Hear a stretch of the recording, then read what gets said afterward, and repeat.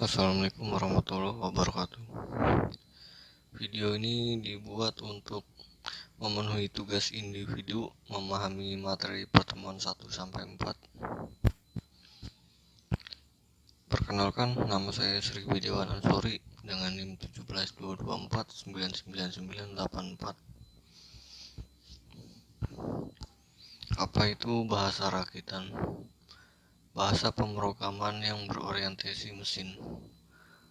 Korespondensi satu-satu antara statement dan native bahasa mesin. Pencocokan set instruksi dan arsitektur mesin.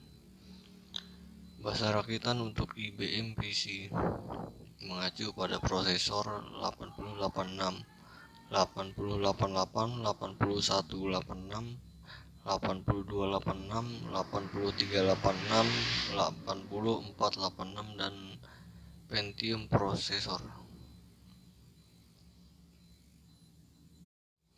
Apa itu assembler? Program sistem mentranslasikan kode sumber dalam bahasa rakitan ke dalam bahasa mesin. File objek berisi instruksi mesin, inisial data, informasi yang digunakan ketika load program. File listing berisi record dari proses translasi jumlah baris, alamat, pembangkitan kode dan data, dan simbol label. Selanjutnya, bahasa mesin.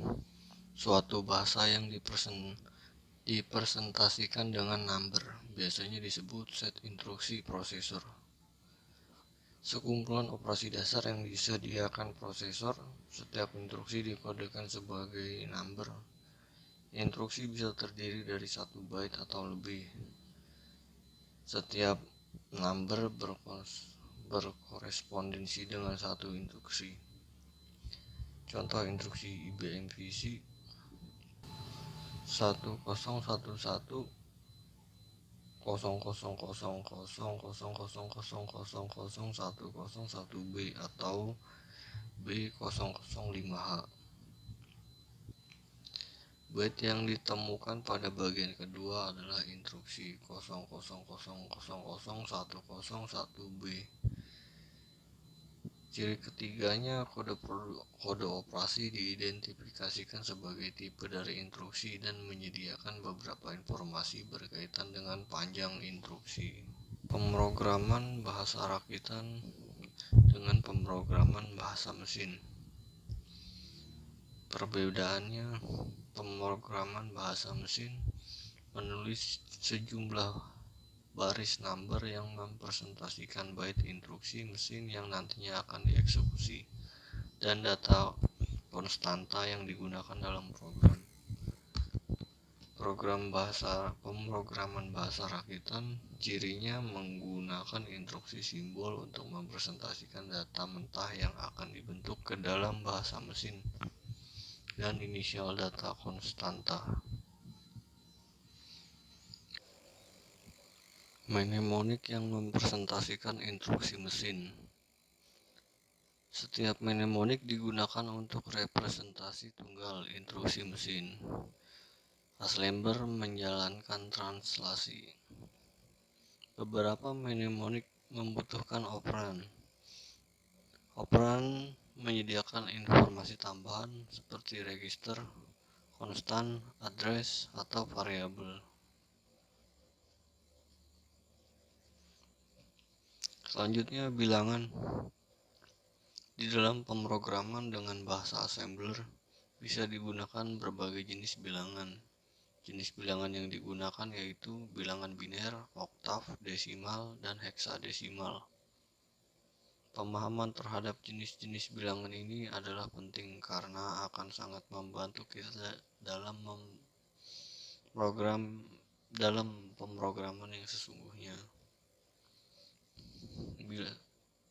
Selanjutnya, bilangan biner. Sebenarnya semua bilangan, data maupun program itu sendiri akan diterjemahkan oleh komputer ke dalam bentuk biner. Jadi pendefinisian data dengan jenis bilangan apapun, desimal, oktaf, dan heksadesimal akan selalu diterjemahkan oleh komputer ke dalam bentuk biner. Bilangan biner adalah bilangan yang hanya terdiri dua, yaitu 0 dan 1. Kita ada bilangan Sainut,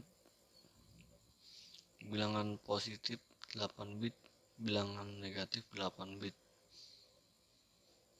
Sain bit bilangan positif, sain bit 0 tambah 7 bit magnitude, dan bilangan negatifnya sain bit 1 tambah 7 disebut dengan 2 complement.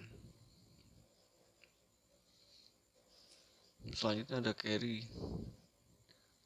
Carry ini terjadi saat operasi penjumlahan di mana hasilnya lebih besar dari rank basis bilangan yang digunakan, sehingga ada nilai yang dikirim ke digit di sebelah kirinya yang bobotnya lebih besar. Lalu ada borrow. Ini terjadi saat operasi pengurangan A kurang B, di mana B lebih besar dari A sehingga harus meminjam dari digit di sebelah kirinya yang berbobot lebih besar. Selanjutnya konsep assembler atau linker. Ada interrupt. Perintah interrupt akan memanggil subroutine yang sudah tersedia dalam memori komputer. Ada dua jenis subroutine yang dapat dipanggil dengan perintah interrupt. BIOS interrupt, yaitu interrupt yang disediakan oleh BIOS. Yang termasuk ke dalam interrupt ini adalah integer 0H sampai dengan integer 1FH.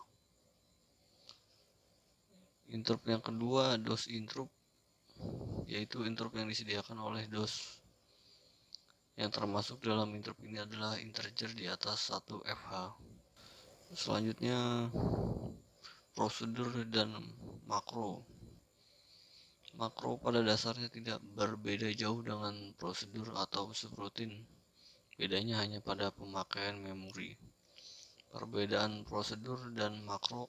Prosedur pemanggilannya akan menuju alamat di mana prosedur berada. Dengan demikian, program dalam prosedur hanya muncul satu kali, yaitu hanya dalam prosedurnya saja. Makro pemanggilannya akan mengakibatkan penulisan kembali program. Makro sebagai pengganti kata makro. Dengan demikian, program dalam makro akan selalu muncul dan disisipkan di setiap pemanggilannya. Dan pemahaman individu dari materi 1 sampai 4. Kurang lebihnya mohon maaf. Terima kasih. Assalamualaikum warahmatullahi wabarakatuh.